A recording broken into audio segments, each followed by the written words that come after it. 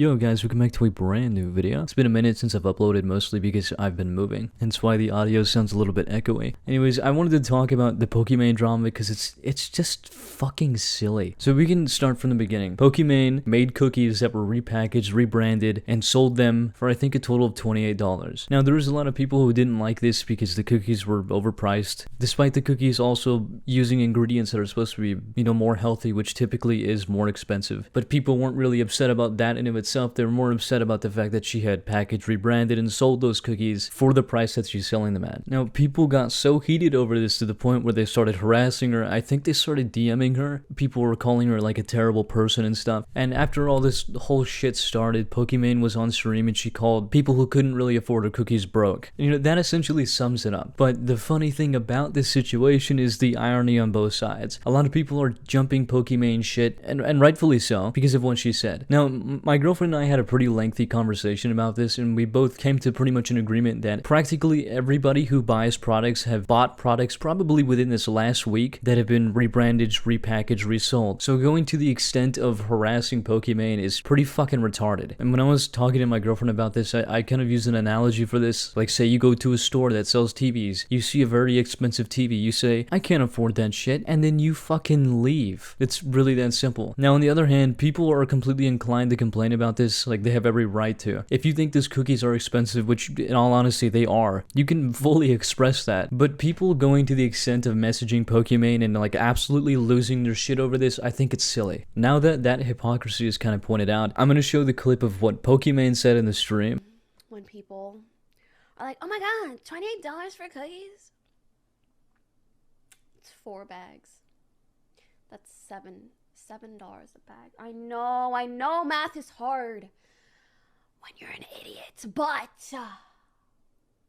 like, if you're a broke boy, just say so. Anyway. Now, people immediately pointed out the fact that this is a stupid fucking take. They pointed out the fact that Pokimane was being hypocritical, especially given that a couple years ago, I don't know if anybody remembers this streamer, but she started going on this rant about how people need to give her money if they're gonna watch her stream. Basically, like, giving off the impression that people don't do anything with their money except give it to streamers. And Pokimane attacked this person, saying if $5 is an irrelevant amount of money, then she shouldn't need the $5 from your subscription. If she argues it adds up if multiple people give me $5 though, then she should realize it works the same way when it comes to spending. Not to mention the tons of people that watch streams after a day of hard work or while being broke college students or a multitude of other situations where they need to be more frugal, get these shitty takes off my TL and off my streaming platform. Now obviously that contradicts what she said in her stream. Despite that, upon receiving backlash for her making that shitty comment on stream, she apologized for it. So she went on Twitter and said, well, what I said was 100% intended to be a joke. I see why it came off as insensitive and I apologize for that. I also understand the current price of the cookies may be expensive for some and promise we'll continue to consider pricing to keep Mina as affordable as possible. Now, the way I've seen it and the way I've seen Pokimane for several years now is that she comes off insincere as in every apology she's ever made. And apologies don't really mean anything when you fuck up and apologize and you fuck up and apologize and you fuck up and you apologize. But apart from that, what she said on her stream didn't even come off as a joke. Now, don't get me wrong, this drama definitely still would have happened, but it would have gotten a lot less traction, in my honest opinion, and from what I've seen on YouTube, if Pokimane didn't apologize for it. Because like I said, every time she's made an apology, it just comes off as very insincere. If Pokimane just said, to the people harassing me and messaging me, if you can't afford the cookies, you're broke as shit, get the fuck off my stream. Obviously not to that extent, but she likely would never do that because she's consistently tried to hold this holier-than-thou attitude to make herself look better every time she does something even remotely wrong on the internet. In all honesty, this drama was blown incredibly out of proportion because on one hand, I've already expressed my opinions on Pokimane. I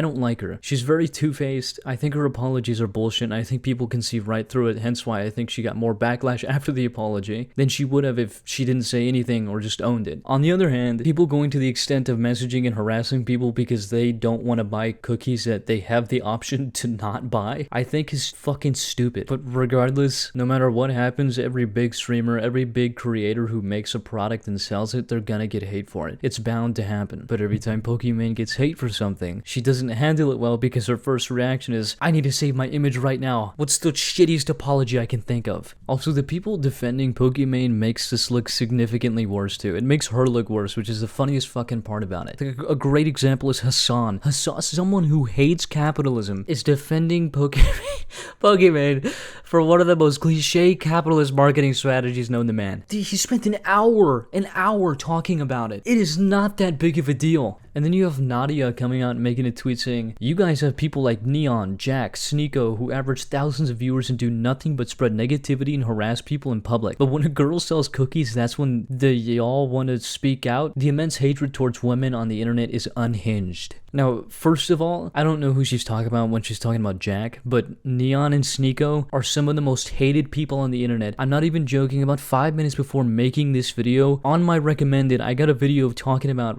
why sensitive society hates Neon. I don't even have to talk about Sneeko. People fucking despise Sneeko. Like, yeah, he has a lot of supporters, but a lot of people hate Sneeko as well. That's a really shitty point to make when you're using, like, objectively hated streamers. And Nadia is the last person I would ever take the whole you're harassing women because they're women argument from, specifically because of her history with Call of Duty. I'm sure everybody remembers Nadia going absolutely ape shit on stream talking about how she's the best female Call of Duty player in the league. And then they put her in a LAN tournament and she got absolutely fucking shit on. And when people pointed that out, she said, you hate me because I'm a woman. She consistently pulled that same argument over and over. So it doesn't really mean shit. Anyways, that's all I got. This drama is stupid as fuck. If you guys enjoyed, thank you for watching and come back for the next.